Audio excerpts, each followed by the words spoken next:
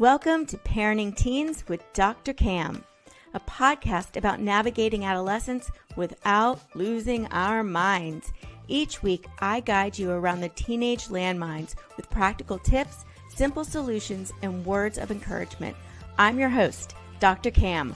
Let's get on with the show.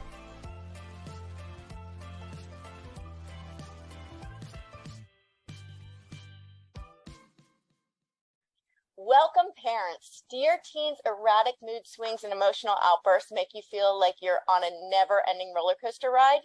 Then this episode is for you. The challenge of dealing with teen emotions is difficult for both parents and teens alike. Parents feel like they're walking on eggshells, unsure of what will set their teen off next and how to handle it when they do. And teens are feeling overwhelmed by growing demands around school, grades, performance, and behavior, and the expectation that they should be able to handle it all and still be pleasant to be around. Although it may seem like a lose-lose situation at times, there are things we can do to change the dynamic.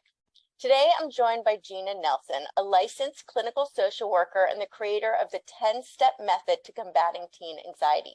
Gina is going to teach us how to help our teens manage their big emotions and have conversations about tough topics in a way that makes them feel safe and calm.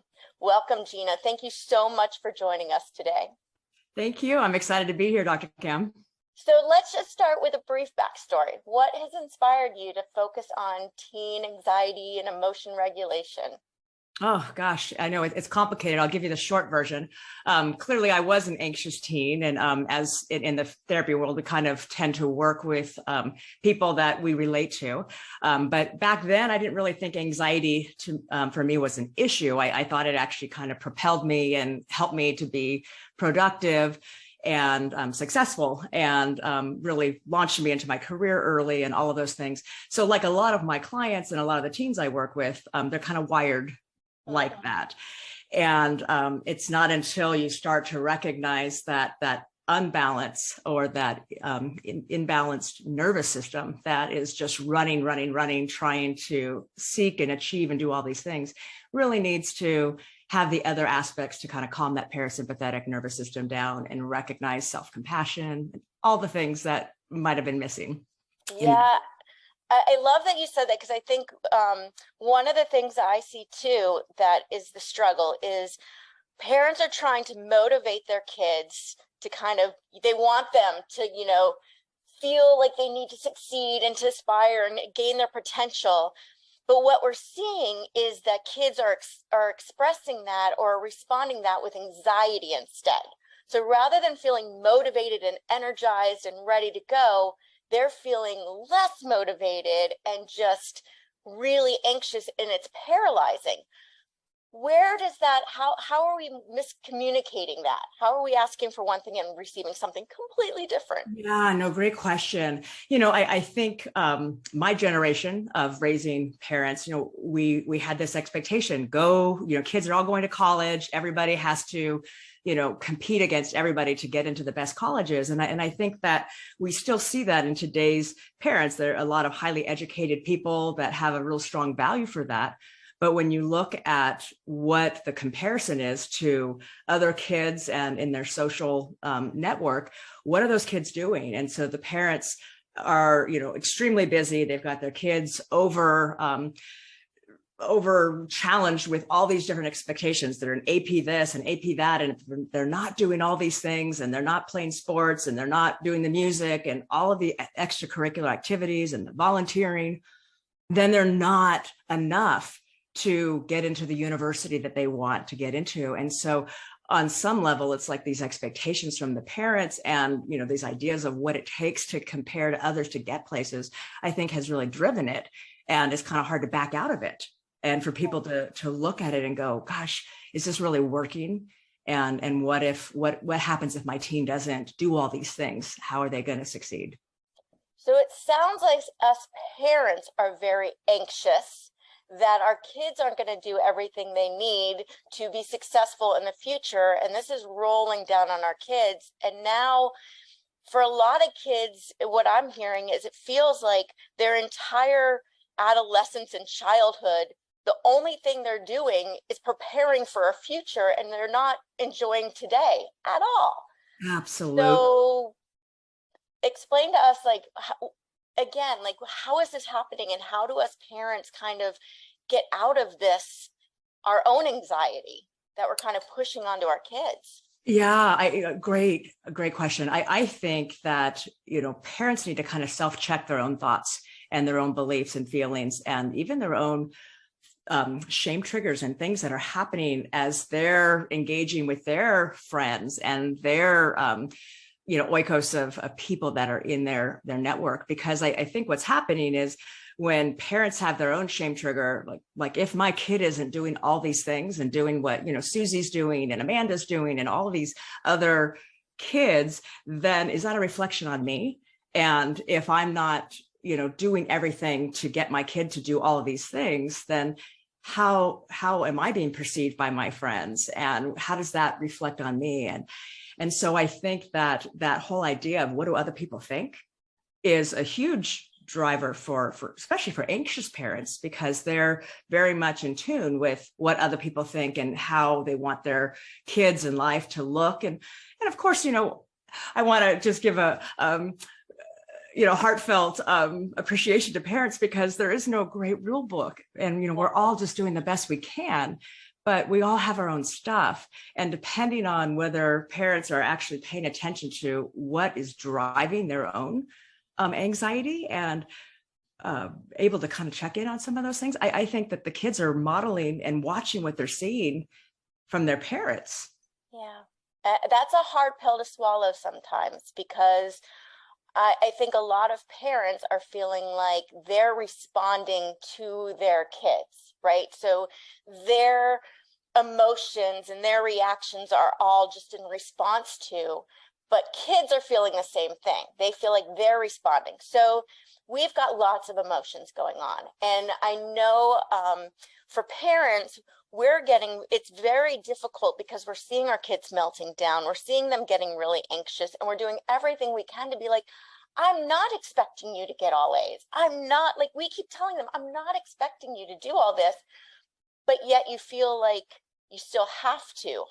Where's that miscommunication coming from? And then I want to get into, how do we where are these emotions coming from, and how do we bring them back down? Yeah, that's great. I think that I hear that a lot. Parents are saying, it's not coming from me. I keep telling them it's okay to get B's. It's okay. Just do your best. Innately, I think these teens have looked at parents who have successful careers, and they see their parents working really, really hard. They also see parents sometimes who don't know how to sit or don't know how to relax. And just by watching what their parents are doing, they're learning that it's not okay to sit and just do nothing. It's not okay to just sit with our thoughts and just appreciate kind of nature or go for a walk, because busyness is something that they're learning from a lot of parents as well. And so for some of the teens that I've worked with, they also have a misperception about failure with their parents. And they see their parents as never having any challenges. They were just completely successful. Look at them. They've got these great careers and salaries. They've never struggled. And if a parent isn't able to be vulnerable and to share some of the mistakes and failures that launch them forward, the teen just is living with a wrong story. Yeah. And it's interesting, because even parents, when they are vulnerable, I think part of their whole hope, and I get this, is that we want to prevent our kids from going through the same struggles we did. So we get frustrated and we say, we're offering you all these opportunities so that you don't have to go through the struggle I went through. And I think what is hard is our kids need and want to go through that struggle, rather than just being told what they should do. Yeah. And to be able to sit with the struggle. Yeah. That is not an easy thing. No.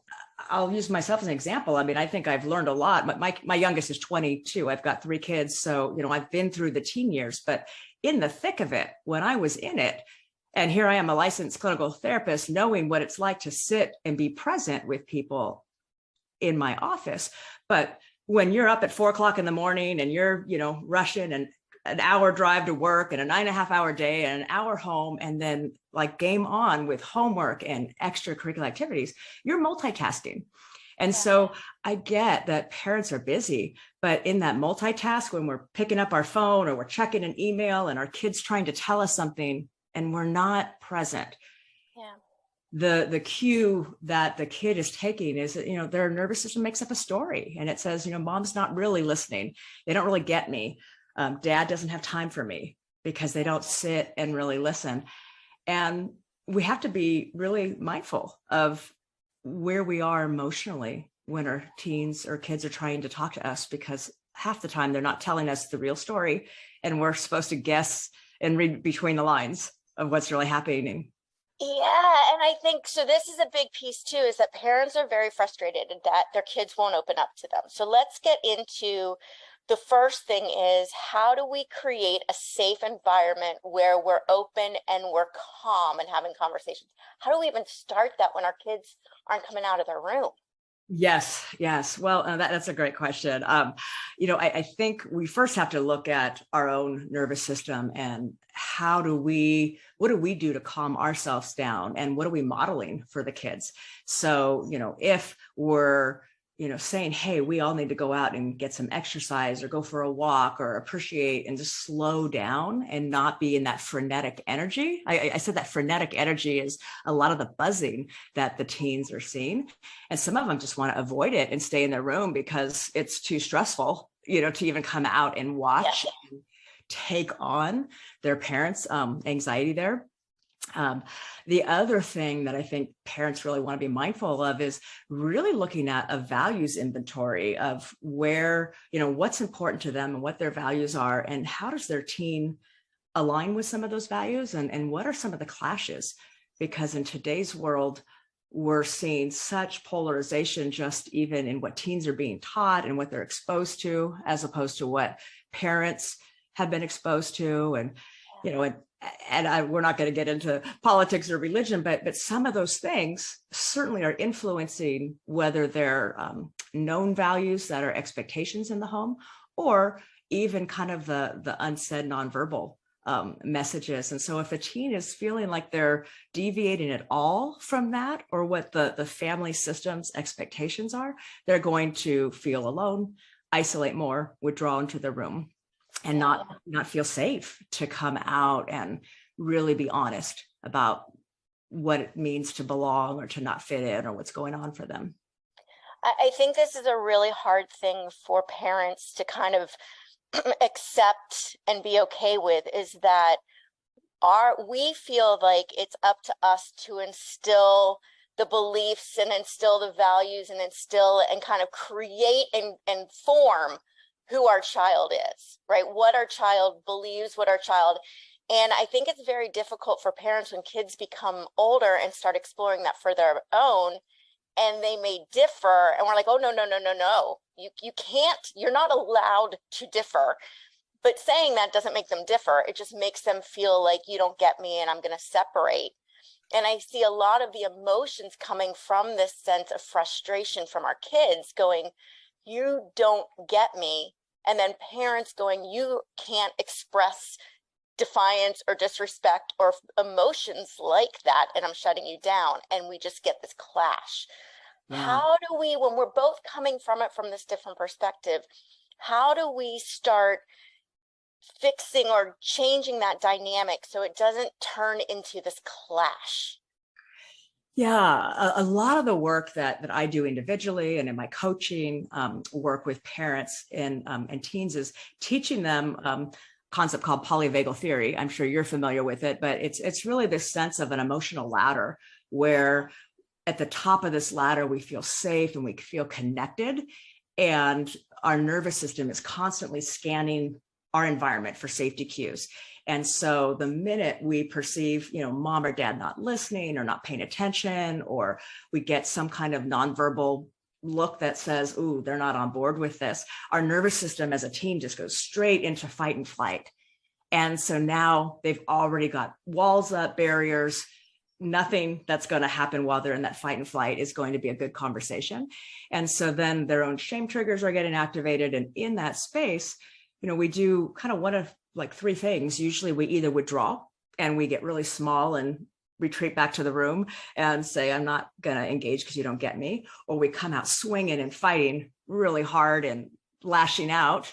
And we see that with some of the teens. Yeah. Or there's this kind of people pleasing, like, I'm just going to get it right. I'm going to keep hustling to get on mom or dad's good side so that they finally see me and acknowledge me. And so the teen is trying to figure all this out, but the parent has a nervous system too. And so depending on how savvy the parent is or how much capacity they have to just say, you know what, we're both activated right now. Let's take a 5-minute time out. Let's just go chill out. Let's relax for a moment. And then let's come back and have a conversation when we can get curious about what just happened. Yeah. That's not happening. That's the part that's not happening. It is. And I think it's really hard because, you know, two of the things that I see the most frequently when it comes to big emotions right now are big outbursts of anger and temper tantrums and just losing it, right? And the second one is like the panic attack and just shutting down completely. Yeah. And so it's like these two extremes that we're seeing with our kids a lot, and parents don't know how to respond to that. So let's go to the first one. They're having an anger outburst. They're just losing it, right? They're starting to yell. They're throwing stuff maybe. How do parents respond to that?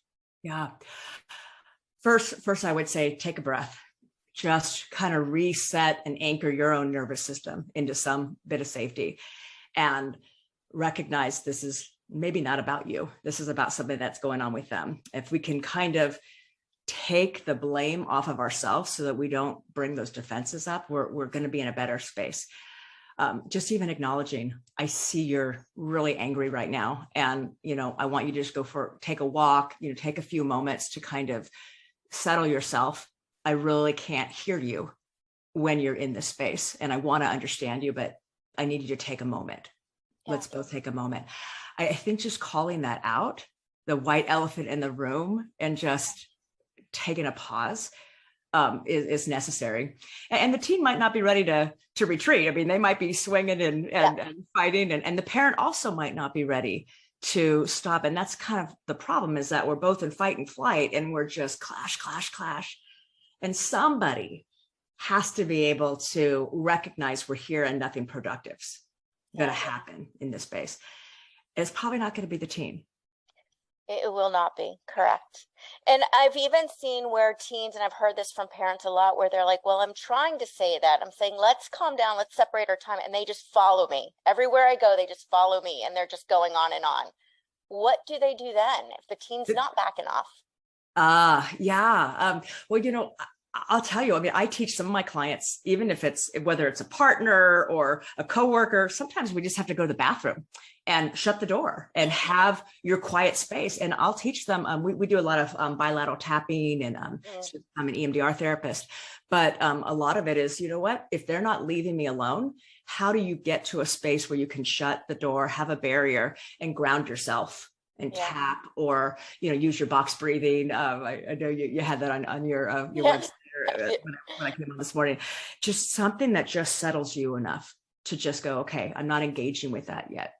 Yeah. And, you know, again, this is not a perfect science. And when we look at family systems and somebody trying to change the dance, somebody's always going to, you know, take some time to change their behaviors to follow the new dance.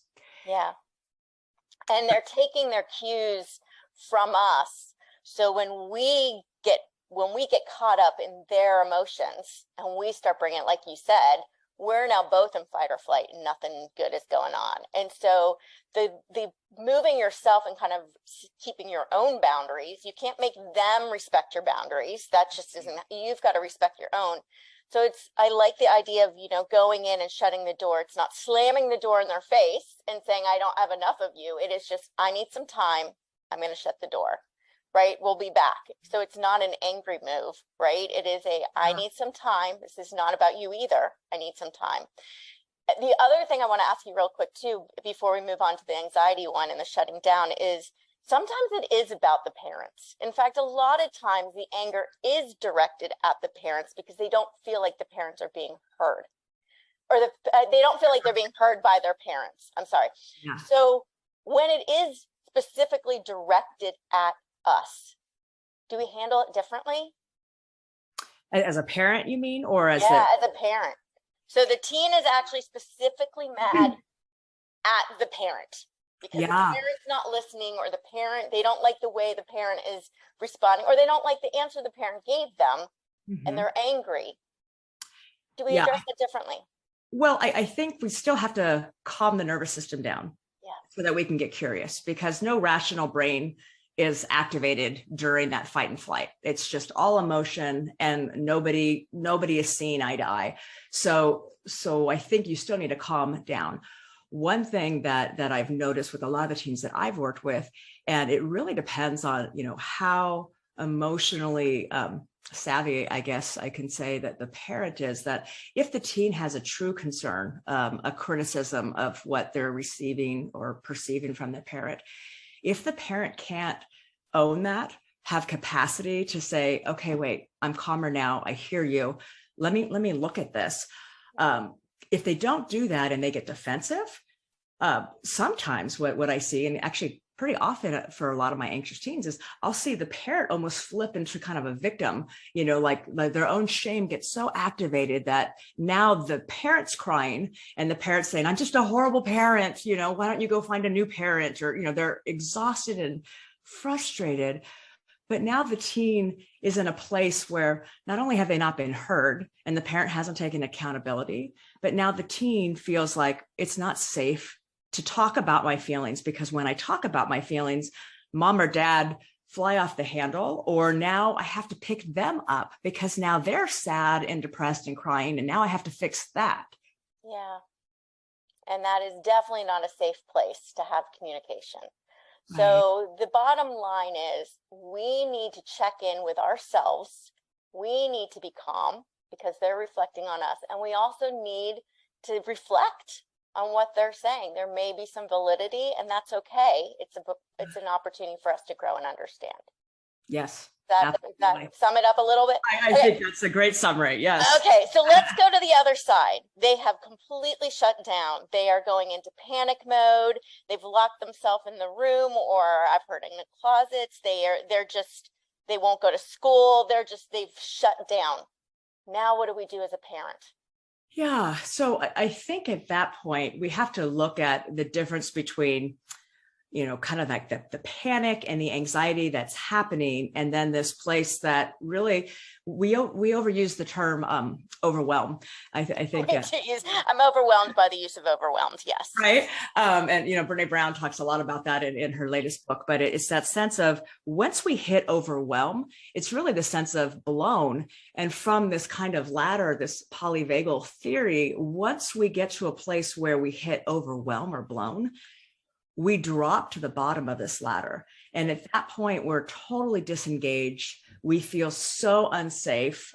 There's no connection with anybody. So when the negative thoughts get really, really loud of, I'm not good enough, you put an I am and an I'm not in it, like I'm not pretty enough, I'm not this, I'm not that. That gets really loud there. And at that point, it's almost impossible to just say, just go to school. You just have to go engage, because they're so they have no energy. They're lethargic. They're in this space. So we have to meet them there. And, certainly if they're in that space and they're not going to school, I think that's obviously a really good indication of when you need to get a third party involved, or a therapist or a coach to help them understand, how do we meet them there and learn to kind of bring some energy and get back into a little sympathetic, and then reach for those anchors that we really need to be able to feel safe again, and teach them how do they pull themselves back into safety, even when an environment feels unsafe. I think I always think of like Maslow's hierarchy of needs we talk about stuff like this too, because, we're trying to get them to do something, go to school and do, succeed, when their baseline of just feeling safe isn't met yet. And we can't expect anything beyond that until they feel safe. until they feel accepted. That is required before they can do this next level. And I think we try to jump right to just go to school and it'll all be better, but it doesn't, because it just creates more of that anxiety and fear. Right. Yeah, and I think that, even though all of us have access to like all three parts of this ladder, I think that, some people run more in that sympathetic all the time, and they might dip for a moment and they don't really know what it feels like to just be in that real lost place. And so for a parent who's wired like that, they're just like, we just got to get going. You just got to, here's the to-do list. This is what we need to do. And they're frustrated because their teen can't pull together maybe the way they've been able to in the past, and just go, go, go. That's how you fix this. That doesn't always work. And so when we're down here, we have to slow down our expectations. We just have to go, what do we need right now? Maybe it's just sitting with your teen and not saying anything. Maybe it's watching a TV show with them and just being present with no expectations, until we can start to see a little energy come back and really get to know what's going on. I love that. And I think it's hard because we have this sense of urgency, especially when it comes to school. It's like our urgency is not even, it's like they got to get to school at this time. Like there's so much time constraints around our ability to empathize. And we're like, we'll empathize, but we only have 2 minutes to empathize and then we got to go. And if it doesn't work in that, we get frenetic, like you said, and everything. So this expectation and this timeline, I think, is really hindering us. How do we get beyond that to give our kids enough time? And then the second piece of that is we also have this fear, if we don't address it immediately, it is going to become something that is a problem, lifetime problem. Like if I don't address them going to school right now, they will never, ever go to school or work or anything the rest of their lives. Like this is kind of where we're going. How do we get out of that belief and be able to sit with them in that moment like they need? Yeah, well, that's a hard task, because you're asking a parent to go against all of the external stressors that they have on their life too. Yep. Right? If they have to be at an employment and they have a boss that's less than empathic about these kinds of episodes. I remember when I had my kids in school, when you called in, it was like, are they sick? Because there's no funding if they're not sick. And if you said they're just having a bad day, or it's like that wasn't an option. Yeah. And so you're getting institutional stress from the school and administration. And then you're looking at, oh my gosh, everybody else's kid gets up. How come their kids can do this? And why is mine not? And what am I not doing? And so it's just this very complicated piece. And I guess the short answer is, if we can just say kids first, family first, like all of those other expectations have to just wait. Because if I don't address this right now and be present to see what's really happening, then, I'm putting all my own stress and my own anxieties of like, all these things have to happen. So you got to do this because I have to do these things. Yeah. And that's a hard one, because I can hear people right now going, that's all well and good for you, but there's no way I will get fired if I don't show up at my job. Absolutely. Right. And so it's such a hard, it's a hard place to be. And I think at that point too, being able to empathize and get right to the empathizing, right? I think the more we try to push and rush and force a fix, the longer it takes, because now we're creating more pushback. The quicker we can get to, okay, I'm going to sit here and listen. I'm going to let you have time to get through this and give them time. It actually goes faster than trying to push them through fast, which creates more anxiety. But I think we're also seeing, and I hear this a lot from some of my parents that are struggling, just saying, look, now, back when I went to school, we didn't talk about anxiety. It wasn't like a buzzword. I mean, people had it, but it wasn't like, I'm anxious. So now kids wake up and they say, I'm anxious. I don't want to go to school. And the parents saying, at some point, I can't just keep taking off work and sitting with you. Like at some point we have to get back into life.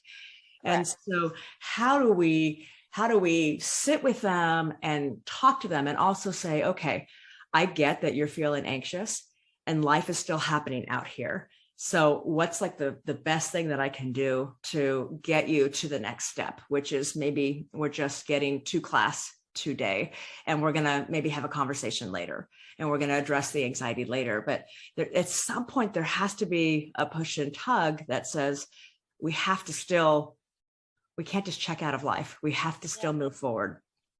Gina, I want to ask you how you feel about this, because one of my theories is that just like overwhelm, we are using anxiety and depression to explain every single emotion on the planet. And so now we are basically, I'm nervous. So now I have anxiety. I'm having an anxiety attack when really you're nervous, which is a very natural feeling. So I think some of the point is we want to help our kids be okay being nervous, helping them normalize that. Like, it's okay.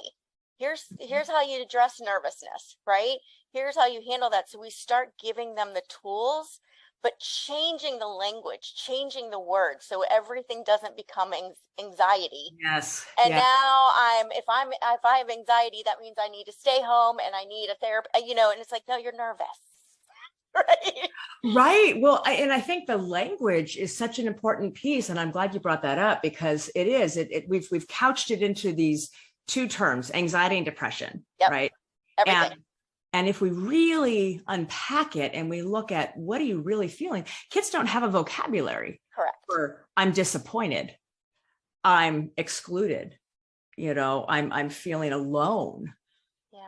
I'm grieving, that loss, or a loss of expectation of who I need my parent to be, or, whatever it is. And so giving kids language is such an important piece. And I know we're going to talk later about kind of my new tool that I have for communication with this journal, but it's about giving teens the language so that they can actually start to identify, what am I really feeling versus I'm just anxious. Yes. So let's get into your tool. Tell us about that. Yeah, well, I know I'm just going to show it because I'm actually on screen, but this is it. It's called Combating Teen Anxiety. And it, really is just a communication tool. Of course, there's lots of directions on how to use it, but essentially there's a teen side to it and there's a parent side. Nice. And, my intention was to teach parents and teens how to communicate as effectively without the defenses. And since we know having these conversations are so hard face to face, because all of this is happening, that by using a journal like this, a teen can actually say, it starts by like kind of generous intention language, saying like, I trust that it wasn't your intention to. So it's kind of setting the parent up to say, it's not you did this and I'm pissed because you did that. And then, we're looking at, I'm giving the kids feeling vocabulary words. So nice. They have language. And we're also looking at where do they feel it in their body? Mm-hmm. Because from the work that you do too, that even adults have a hard time connecting the emotion they're feeling and where they feel in their body. And why is that important? Because our body gives us indication that we're anxious before we have a thought that we're anxious.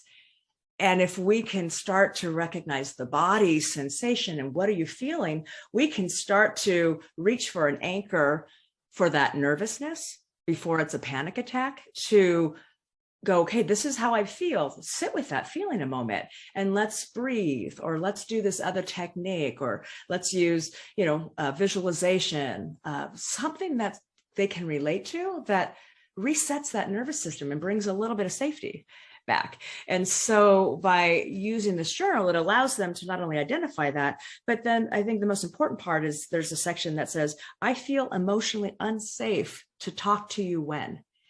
And it forces the teen to actually recognize, what is it, mom, dad? Is it that you're not paying attention? Is it that, I'm assuming that your values you're not going to hear what I have to say? What is it with their body language?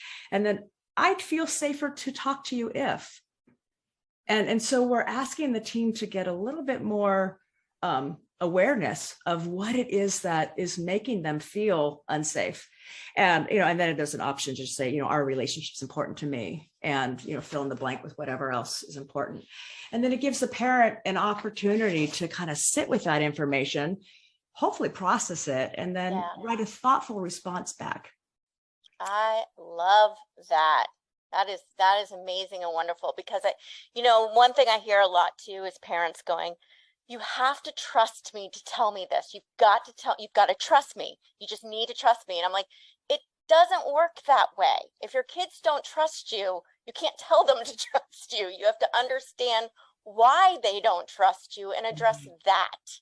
Absolutely. And it kind of goes to that same, like, because I said so. It doesn't happen that way. We have to earn that. And again, I just want to say, I know parents are doing the best they can. And it's not that parents are just not, we're just struggling, and there is no real rule book. I have 3 kids, and all 3 of them are completely different, and they had completely different struggles. And so what works for one doesn't work with the next. And so, we just have to have a lot of compassion for ourselves and be able to sit with and get curious, what's going on for us too? What are we feeling about this? How do we feel about whatever the struggle is? And we have to work on our own stuff. And I think sometimes parents go, oh, my child's anxious, but more often than not, we have our own stuff that contributes to it. And if we're not doing that work, or we're not modeling that, then we're not teaching them that struggle's real, and that we all struggle, and that even when I don't feel great, I still have to show up at work, and I still have to find a way to reset my nervous system so that I can function. Yeah. And letting our kids see us having the struggles and overcoming them is probably way more powerful than telling them that they need to overcome their struggles, right? Because if they don't see you struggle and don't see that, then they just think something's wrong with them, rather than going, oh, this is a struggle. We all face them. Mom and dad face them. And we know that we can overcome struggles. And that is really, really important. I mean, that's the most important lesson in life, right? And what I see with these teens is they're working so hard, like you said, missing out on life as a young person to prepare for this life. And then they're failing out of their first year in college because they're so anxious and they haven't learned to cope with all of life's struggles, and they don't have the parent sitting there saying, you're going to school. Then they get to a place where they get overwhelmed and they shut down. And so we need to teach them how to we live in a world with the trophies, right? Everybody gets a trophy. Everybody's doing great, and they don't learn to fail.